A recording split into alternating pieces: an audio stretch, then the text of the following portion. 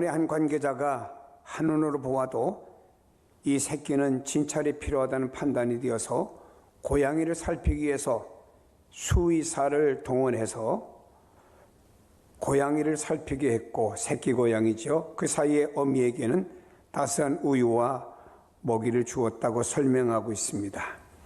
그러나 어미 고양이는 새끼 고양이의 건강 상태를 살피기 위해서 의료진들이 이리저리 데려다니니까 그 뒤를 졸졸 따라다니며 새끼 고양이를 자기 시야에서 놓치지 않으려고 안간 힘을 썼습니다. 다행히 어미와 새끼는 모두 큰 이상이 없이 되었다는 후문이지요. 한 네티즌은 이 내용을 놓고 이렇게 썼습니다.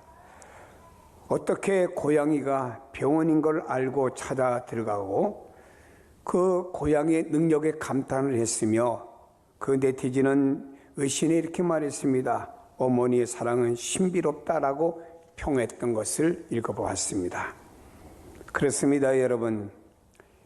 민물의 짐승도 자기 새끼를 이렇게 사랑했고, 자기 새끼가 아픈 걸 알고 그를 물어서 병원에 와서 치료해달라고 하는 부탁 사인이 아닙니까? 그래서 많은 사람들, 의료진이 있는 앞에 그 새끼를 내려놓았잖아요. 그렇다라고 하면은 우리 사람들을 한번 돌아봅니다. 과거에 우리 부모님들은 많은 자식들을 키웠어요. 많은 집은 11남매, 또 보통 7, 8남매, 5남매 이렇게 키웠습니다. 이 자녀들 키우고 우리나라가 보릿고개다 등등해서 경제가 어려울 때 부모님들은 자기가 먹지 못하고 자기를 입지 못하고 자녀들을 돌보았습니다. 어떤 때 먹을 것이 부족할 때는 자녀들에게 많이 주고, 엄마 왜 안 먹느냐고 하면은 아까 먹었어, 혹은 이따 먹을 거야, 거짓말까지 섞어가면서 자녀들을 먹였고, 자녀들을 남부럽지 않게 입히려고 했었고, 그 어머니나 아버지는 언제적 옷인지 모르는 옷을 남녀하게 입고, 농사 짓는 사람이 좋은 옷이 무슨 필요가 있냐 하면서 그의 또 더 사야 될 옷도 거부하면서 이렇게 자녀들을 위해서 애를 썼습니다. 자녀들이 중학교, 고등학교, 대학을 위해서 부모님들은 땅을 팔았고 소를 팔아서 그 자녀들을 공부시켜서 판검사도 만들고 의사도 만들고 사회 지도자들을 만들어서 오늘날의 이 한국 사회가 이만큼 아름답게 진행되고 있고, 다른 나라도 마찬가지지만 특별히 우리나라 이 동양에서 대한민국의 부모님들은 이 자녀들을 향한 사랑이 너무나 애틋하다고 하는 것을 볼 수가 있습니다. 그뿐인가요? 자녀들이 요즘 맞벌이 부부로 나가서 벌기 위해서 또 부모님들이 집에서 이렇게 자녀들을 보아줍니다. 그래서 전에는 할머니들이 봐줬는데 요즘은 할아버지들까지 같이 봐야 된다서 할아버지까지도 육아 교육을 받는 프로그램이 있음을 우리는 복지관에서도 보지 않습니까? 현대를 봅니다. 엄마가 미스 때는 명품 가방에다가 명품 옷을 입고 다녔던 멋진 엄마였습니다. 이제 아이를 낳습니다. 아이 뒷바라지하는 게 얼마나 어렵습니까? 요즘 현대 아이들은 참 먹이고 입히고 뒷바라지하는 게 경제적으로 많이 들어야 되고 많은 손이 가야 됩니다. 그러다 보니까 현대적인 엄마들은 자기를 가꾸지 못하고 있는 대로 입고, 전에 쓰던 명품 가방이 하나 있으면 그게 언제적 가방인지 몰라도 그걸 들고 다니며, 아니 어떤 엄마는 가방이 아무런 못되냐 해서 그냥 대충 되는 대로 그 자녀를 위해서 필요한 것만 큰 가방에다 넣어가지고 다니는 엄마도 있지요. 이제는 그 엄마는 신상품과는 거리가 먼 삶을 살며 이 자녀를 위해서는 모든 것을 다 투자하며 사는 어머니의 모습은 지금도 한결같이 같다라고 보고 싶습니다. 이렇게 자라나면서 부모의 보호를 받을 때는 그 부모가 귀하게 느껴졌고 그 부모가 감사하게 느껴졌습니다. 장성해서 성인이 되었고 또 장성해 성인이 되어 자기가 가정을 꾸렸습니다. 이제는 부모에 대해서 소홀히 할 때가 많습니다. 자녀들에게는 좋은 옷을 사입힐 줄 알면서 부모님에게는 선물 한번 제대로 사드리지 못하는 풍토 속에서 인생의 무상함을 느끼고는 하는 것이죠. 점점 자녀의 도리가 무너지는 이 시대 속에서 우리는 하나님 말씀 안에서 우리 그리스도인들이라도 바른 교훈을 얻고 자녀들을 향한 그 부모 공경이 무엇인가를 하나님의 말씀 속에서 찾기를 원합니다. 성경이 이렇게 말합니다. 약속 있는 첫 계명은 부모 공경이라고 말씀합니다. 왜 사도 바울은 약속 있는 첫 계명이라고 말씀을 했을까요? 첫째라고 하는 것은 으뜸으로 해석하는데, 다시 말해 으뜸이 되는 축복의 약속이 있는 계명이라 이 말입니다.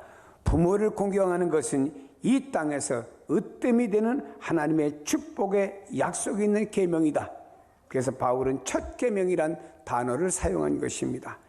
우리가 구약 성경을 보면 계명이라고 하는 말씀은 내가 지키고 싶으면 지키고 범하고 싶으면 범해도 되는 것이 아니고, 계명은 반드시 지켜야 될 의무가 포함된 것이고, 구약시대 때 계명을 지키지 않으면 그 사람의 돌에 맞아 죽는 한이 있더라도 계명의 신성성과 거룩성을 구약시대 때 보존했던 것을 보게 됩니다.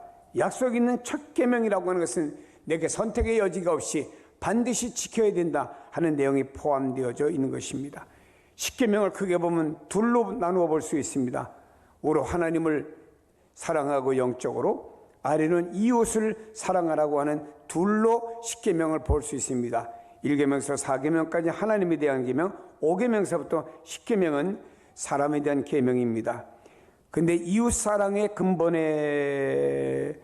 근본되는 자세는 바로 부모 공경이라고 해서 첫 번째 5계명 첫째 말씀한 것입니다. 부모님은 인간으로 이 땅에 태어난 자녀들을 보면서 제일 먼저 그 부모와 자녀가 관계를 형성하게 됩니다. 그리고 그 자녀들은 그 부모를 통해서 사랑을 배우고 성장하고 이렇게 성인이 되기까지 그 가정에서 만나는 사람이 부모지요. 사람이 일생에 있어서 최고의 교사가 바로 부모님이라고 볼 수가 있습니다. 부모님 공경하라고 하는 계명이 무너지면 친구도 형제도 사랑할 수 없고 또한 하나님도 사랑할 수 없지요. 그래서 요한일서 4장 20절에 말씀하기를 보는 바 그 형제를 사랑하지 아니하는 자는 보지 못하는 바 하나님을 사랑할 수 없느니라 말씀하고 있습니다. 부모 공경이 무너지는 것은 첫 단추가 잘못 끼어지는 것입니다. 이 세상 살면서 첫 단추가 잘못 끼어지면 나머지 단추는 모두 다 잘못 끼어지는 것입니다. 부모 공경에 대한 첫 단추가 잘못 끼어지니까 나머지 인간 관계, 친구 관계, 세상과의 모든 관계가 다 잘못 끼어진다는 말이 될 수가 있겠지요.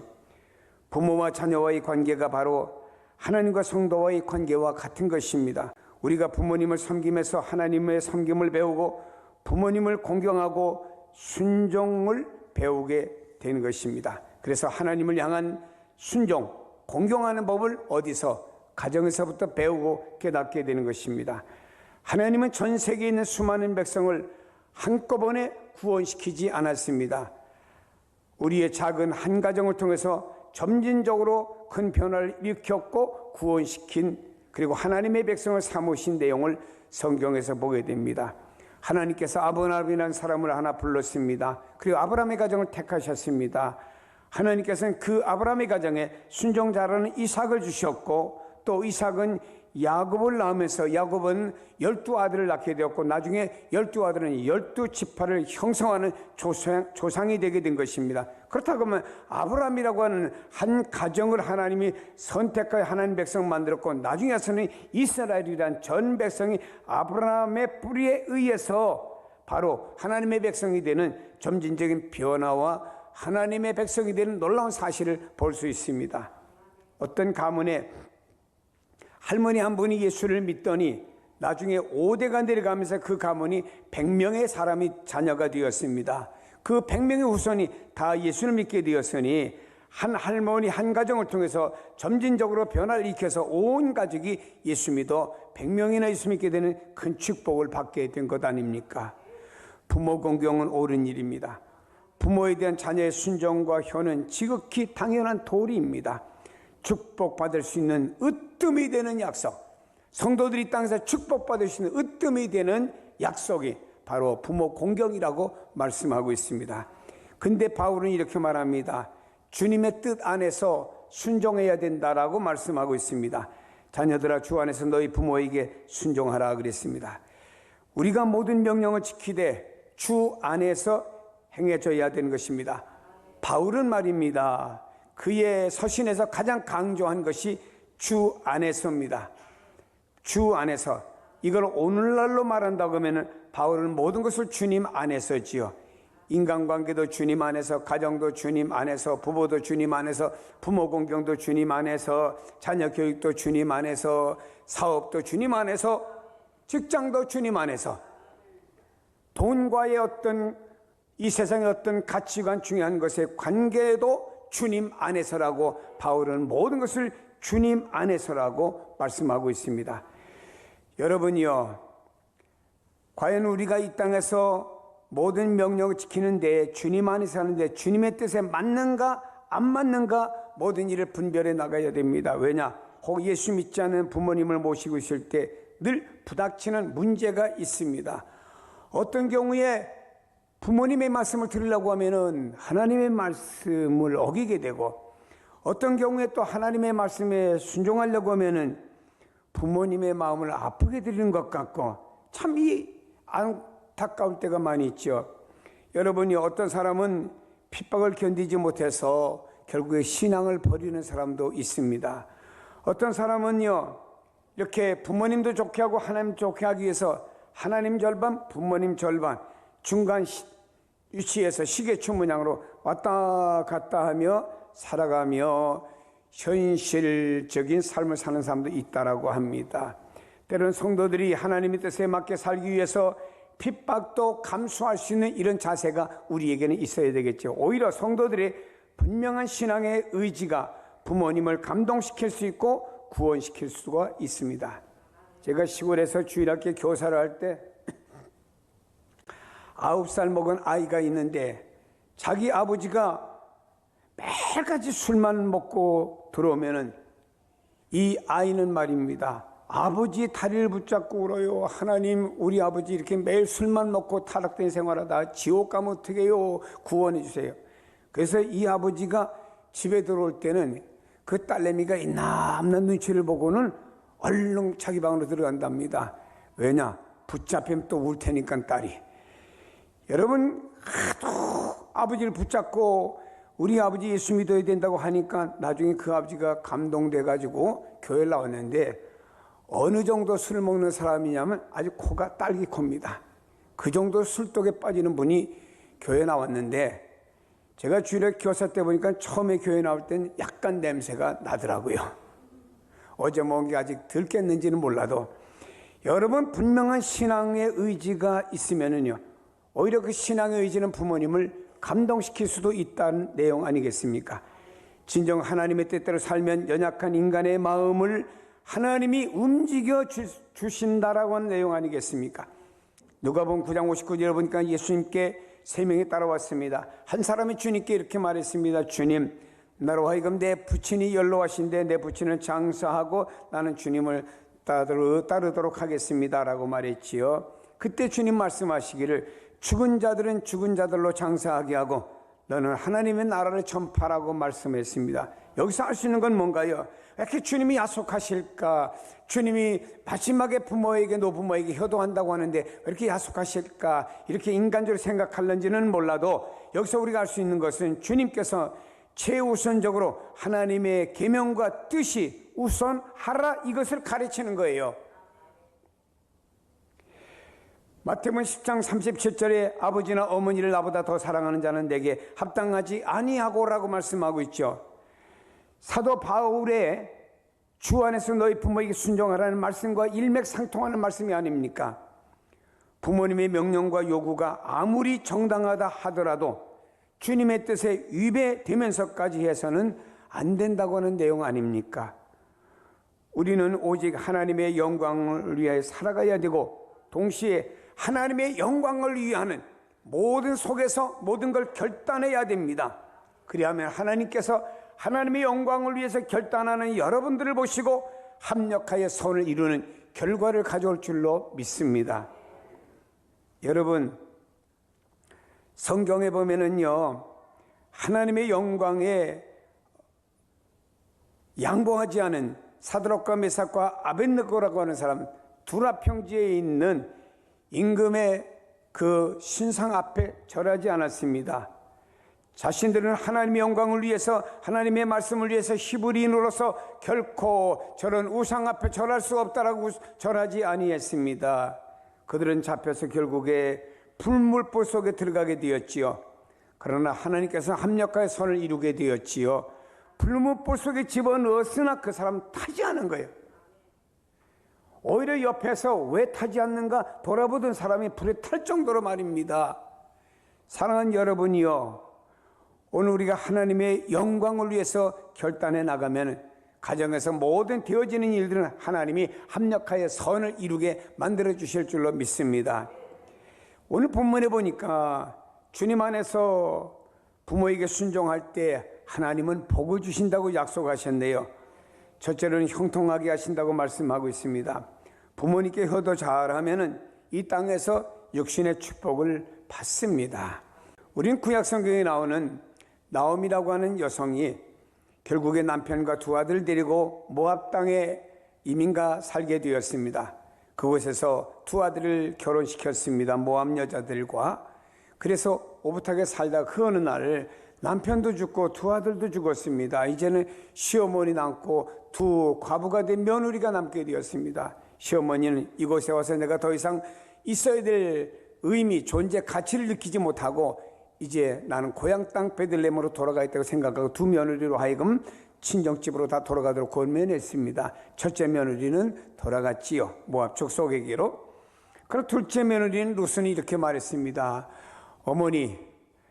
어머니의 고향이 나의 고향이고 어머니가 믿는 하나님 나의 하나님이고 나는 어머니가 어딜 가든지 어머니를 떠나지 않겠고 어머니와 나 사이는 죽음 외에는 갈라놓을 수가 없습니다 라고 하는 분명한 의지를 표명했지요. 결국에 모압 여자였던 룻이라고 하는 이 여성은 말이에요, 시어머니, 유대 사람이었던 시어머니를 따라서 베들레헴으로 돌아오게 되었습니다. 그래서 이 가정이 생활이 막막하잖아요. 그래서 며느리 룻이 매일같이 남의 밭에 가서 말이에요, 이삭을 주워다가 그것을 가지고 시어머니를 봉양했습니다. 온 동네 소문이 났습니다. 아니, 우리 베들레헴의 여자도 아닌 저 모압 여자가 시어머니 따라서 와서 다 남편도 죽었는데 시어머니 봉양하겠다라고 저렇게 이방 여자가 와서 이렇게 이삭 주워다 잘 섬기고 있다고 소문이 쫙 났습니다.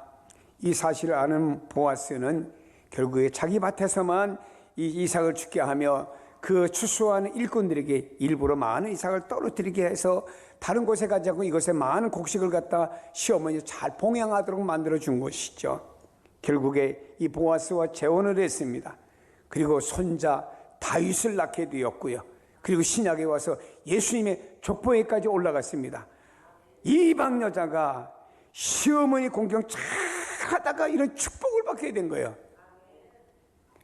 사랑하는 여러분이요, 윤리와 도덕이 흔들리는 오늘날 속에서 이런 말씀은 큰 빛이 되는 말씀이 아니겠습니까? 하나님께서는 부모에게 잘 효도하며 섬기는 자녀들에게 이 땅에서 육신의 축복을 약속했습니다. 신명기 5장 29절에 보면 내 모든 명령을 지켜서 그들과 그 자손이 영원히 복받기를 원하노라 그랬습니다. 그 모든 명령 속에는 말입니다, 부모를 공경하는 것도 이 안에 들어간 것입니다. 그것을 잘 지켜서 너희와 너희 자손이 영원히 복받기를 원하노라 그랬습니다. 유리피데스라는 사람은 이런 말을 했습니다.